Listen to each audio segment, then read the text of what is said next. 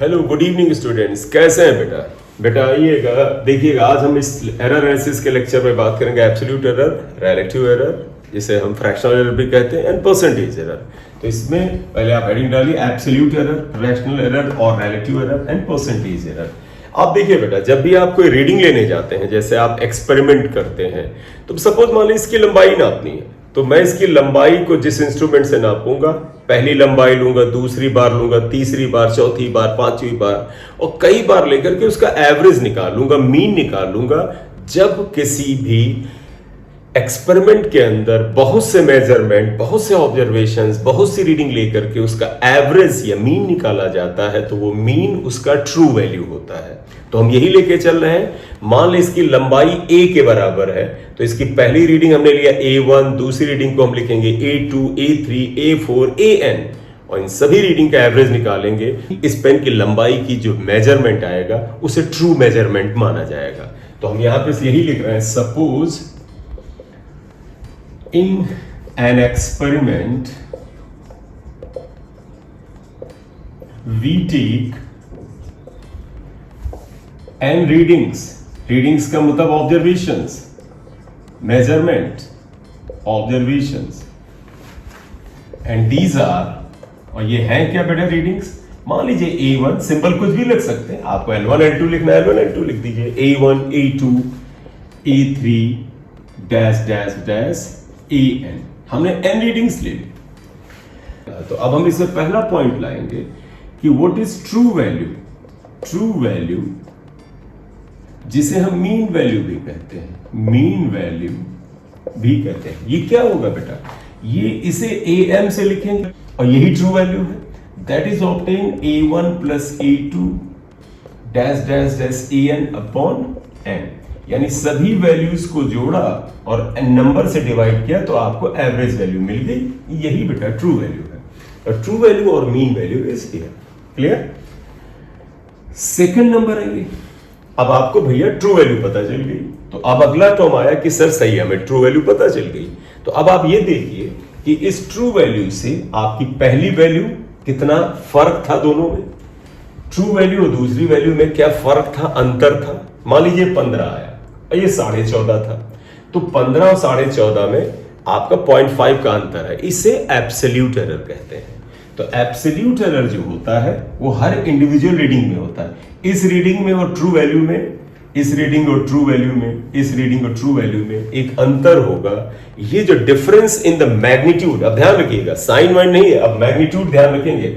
Difference in the magnitude of the true value and object value is called absolute error. तो absolute error is what? Absolute error क्या है?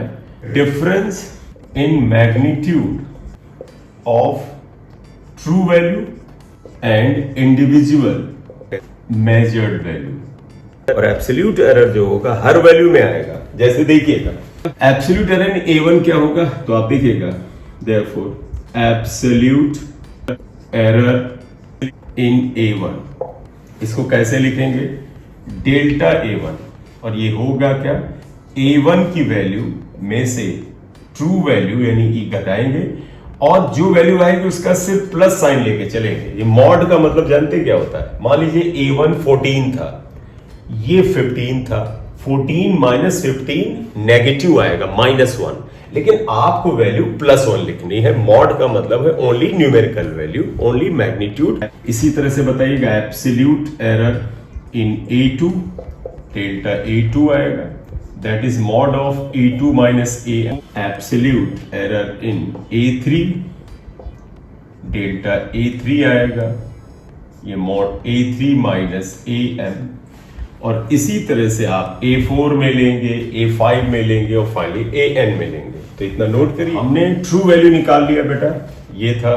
आपने हर individual value में से true value को घटाया, जो मैग्नीट्यूड आया वो बेटा हर वैल्यू में एब्सोल्यूट एरर है। तो बेटा देखिएगा ये आ गया। इसी तरह से लिखेंगे एब्सोल्यूट एरर इन AN, जो AN का मतलब लास्ट रीडिंग है, that will be taken as delta an is equal to an minus am का mod। तो आपने क्या किया बेटा? पहली रीडिंग में एब्सोल्यूट एरर ये आया, दूसरी में ये आया, तीसरी में ये आया और nth में ये आया। तो आपको अब ये जो वैल्यू मिली, ये वाली, ये और ये सब के सब एब्सोल्यूट एरर कहलाएंगी।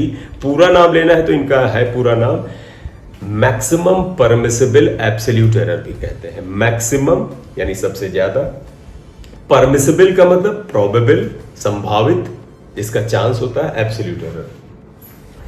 तो बेटा अगर ये एब्सोल्यूट एरर जो आई 1 2 3 n, इनका एवरेज ले ले तो मीन एब्सोल्यूट एरर आएगा। तो थर्ड पॉइंट आ जाएगा मीन एब्सोल्यूट एरर।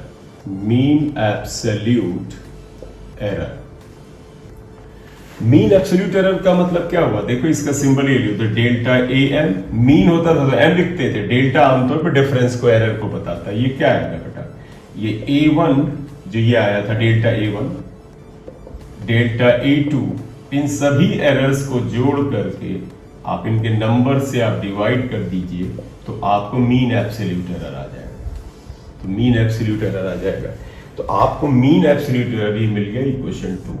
ठीक, तो आप ये कह सकते हो क्या कि सर जो रीडिंग हम ले रहे थे ए की, उसकी ट्रू वैल्यू ये है और उस ट्रू वैल्यू में ये चांस ऑफ एरर है, इतनी गलती आपसे हो सकती है। तो अगला हम अगर लिखना चाहे तो हम क्या लिख सकते हैं कि वैल्यू ऑफ ए विद, या true value of A, true value of A with error limit. Error limit मतलब ए की ट्रू वैल्यू संभावित एरर के साथ। आप देखिए क्या लिखोगे, आप लिखोगे ट्रू वैल्यू ये है ए एन, ये ट्रू वैल्यू है। इसमें चांस ऑफ एरर बेटा कितना है? चांस ऑफ एरर बेटा कितना है? चांस ऑफ एरर ये है, तो आप लिखोगे error is delta a n. अब आपने भी पता है बेटा एरर जो होता है वो असली वैल्यू से कभी कभी ज्यादा हो जाता है और कभी कभी कम होता है। जैसे मान लीजिए असली वैल्यू 15 थी, हमारी वैल्यू 15.5 आई तो प्लस 0.5 का एरर है। लेकिन अगर असली वैल्यू 15 थी, हमारी वैल्यू 14 आई, 14 आई, तो ये एरर -1 का है। तो ये दोनों तरफ हो सकता है, इसीलिए हम प्लस माइनस लिखते हैं। मतलब ये जो एरर है ये या तो ट्रू वैल्यू से ज्यादा हो सकता है, ज्यादा वैल्यू आकर के आ सकता है या कम आ सकता है। ठीक, तो एरर विद लिमिट आप ये लिखोगे तो आपको अभी तक क्या क्या मिला बेटा? ट्रू वैल्यू यानी मीन वैल्यू, फिर absolute error, individual absolute error, mean absolute error, and फिर हमने उसकी वैल्यू को एब्सोल्यूट एरर की लिमिट के साथ लिखना बताया। ये आएगा। अब नेक्स्ट आएगा, ये पॉइंट कोई बड़ा इंपॉर्टेंट नहीं था, नेक्स्ट इंपॉर्टेंट है। इसे बोलते हैं रिलेटिव या फ्रैक्शनल एरर। आप सभी जानते हैं बेटा रिलेटिव या फ्रैक्शनल का मतलब क्या होता है? Error divided by true value. देखो एरर ये है बेटा डेल्टा ए एम, ये एरर है। इसको ट्रू वैल्यू क्या थी? ए एम थी, इसे डिवाइड करिए तो ये जो वैल्यू आती है this is called fractional error. Error divided by true value, fractional और रिलेटिव एरर। और लास्ट हो गया percentage error. Percentage error, percentage के लिए बड़ा सिंपल सा है, इसमें 100 से मल्टीप्लाई कर दीजिएगा, delta a m upon a m into 100 आप कर दीजिएगा परसेंट, ये आ जाएगा। इस तरह से कैलकुलेशन करते हुए डिफरेंट रीडिंग से आप ट्रू वैल्यू निकालिए और फिर एब्सोल्यूट एरर निकाल करके आप परसेंटेज एरर निकाल सकते हैं। अगर किसी क्वेश्चन में इस तरह की n रीडिंग्स दे दी जाए A1 A2 A3 AN तक और आपसे कहा जाए परसेंटेज एरर निकालो, तो निश्चित रूप से आपको पूरा करना पड़ेगा। फ्रैक्शनल एरर कहें तो यहां तक करना पड़ेगा। ये बेटा absolute error, fractional error, random error and percentage error से रिलेटेड जानकारी है, याद नहीं करना है।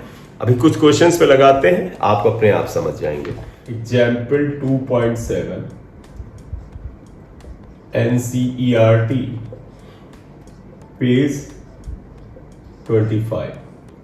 We measure the period of oscillation of a simple pendulum in successive measurements. The readings are 2.63 seconds, 2.56 seconds, 2.42,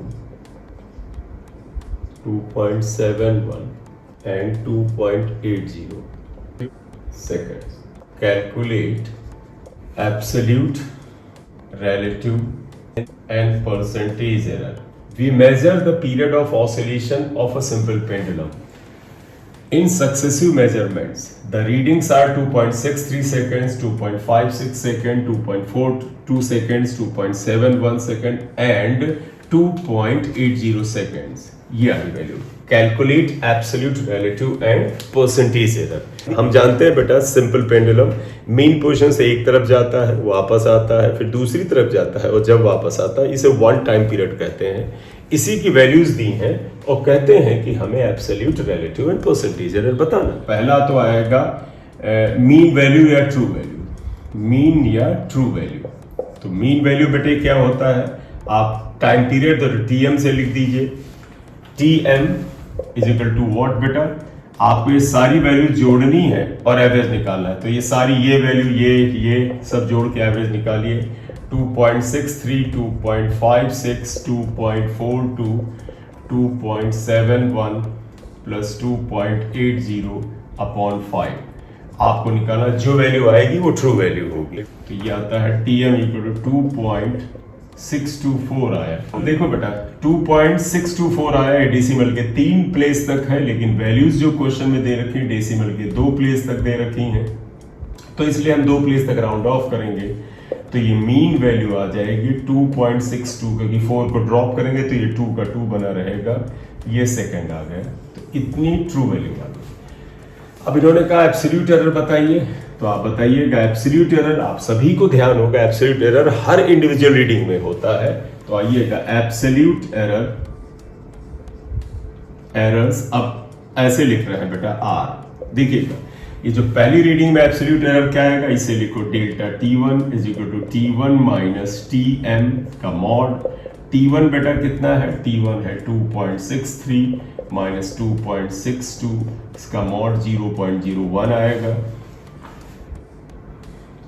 absolute error in delta T1 था बेटा, T2 ले लो, लैंग्वेज लिखने की जरूरत नहीं इतनी। T2 minus TM is equal to 2.56 minus 2.62। अब यहां देखिएगा क्या है, आप बेटा 0.56 में से 62 अगर माइनस करेंगे तो माइनस में आएगा, लेकिन मॉड है तो इसका मतलब आपको प्लस में लिखना है। तो आप इसे क्या लेकर चलेंगे, that would be equal to 0.06।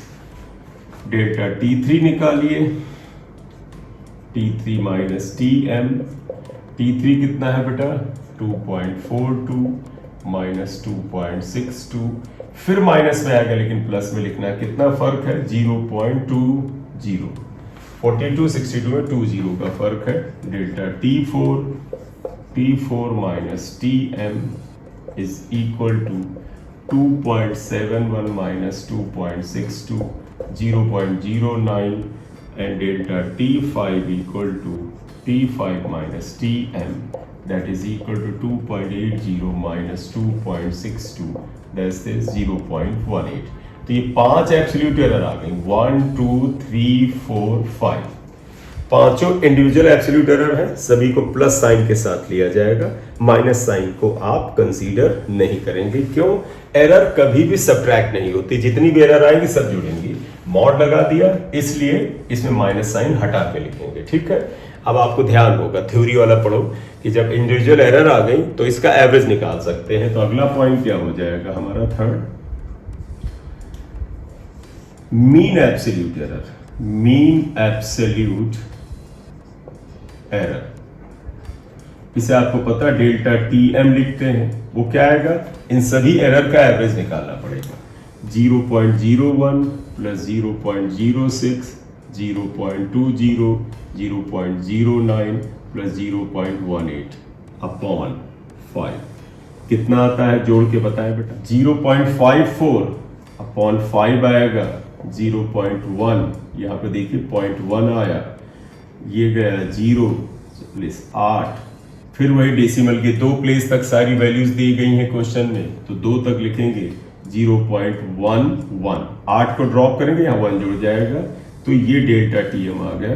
तो बेटा ये 0.11 आ गया, तो डेल्टा TM जिसे हम बोलते हैं मीन एब्सोल्यूट एरर 0.11 सेकेंड्स आ गया। तो ट्रू वैल्यू ये थी, एब्सोल्यूट एरर का मीन ये आ गया। अब आपको पता है रिलेटिव क्या होता है, एरर यानी delta TM divided by TM. तो आप आइएगा, अब अगला क्या हो जाएगा, चौथा पॉइंट, रिलेटिव, इसे फ्रैक्शनल भी कहते हैं, आपको ध्यान होगा, फ्रैक्शनल एरर, रिलेटिव या फ्रैक्शनल एरर। रिलेटिव एरर आपको याद है बेटा, delta TM upon TM, delta TM 0.11, TM is equal to 2.62। और देखिए कैलकुलेट करके, आप डिवाइड करिए, कैलकुलेटर का यूज मत करिए, इसे कैलकुलेट करिए तो वैल्यू आती है 0.0419। इसको राउंड ऑफ कर लीजिएगा, 0.042 आ जाएगा। डेसिमल के क्योंकि दो प्लेस तक ही वैल्यूज निकाली गई हैं, देखो यहाँ दो प्लेस तक था, दो प्लेस तक राउंड ऑफ करिए, 0.04 कर लीजिएगा, क्योंकि डेसिमल के दो प्लेस तक ही वैल्यूज निकाल रहे थे, तो ये आ गया। और देयरफॉर अगर ये आपको फ्रैक्शनल एरर मिल गया, दिस इज फ्रैक्शनल एरर बेटा, तो therefore percentage error, everybody knows percentage error क्या हो जाता है, वो फ्रैक्शनल एरर जो होता है उसमें आप 100 से मल्टीप्लाई करते हैं, यानी 0.04 into 100 is equal to 4% आएगा, तो एरर विल बी ऑफ 4% ही आएगा। तो ये न्यूमेरिकली से आप कर लें। तो बेटा इस लेक्चर में हम लोगों ने absolute error, fractional error, relative error, percentage error पढ़ा। यहाँ पर जो एब्सोल्यूट एरर है इसे बेटा मैक्सिमम परमिसिबल एब्सोल्यूट एरर भी कहते हैं। अब अगले लेक्चर में हमारा कॉम्बिनेशन ऑफ एरर और एरर की मेजर प्रॉब्लम उसी एरिया से आती हैं जो आपके एग्जाम में आती हैं, वो करते हैं। और उन प्रॉब्लम्स को लेने के बाद ये एरर एनालिसिस चैप्टर खत्म होगा। मोस्ट प्रॉब्ली छोटे छोटे 2 लेक्चर बनेंगे, तब एरर एनालिसिस खत्म होगा। जैसे ही एरर एनालिसिस फिनिश करेंगे, आप ऐसे कुछ बच्चों का कहना है कि सर डायमेंशनल एनालिसिस करा दीजिए, वो भी कराएंगे बेटा, सारे लेक्चर ऐड करेंगे। Thank you very much for watching the video. Can you like, subscribe and share the channel. Thank you.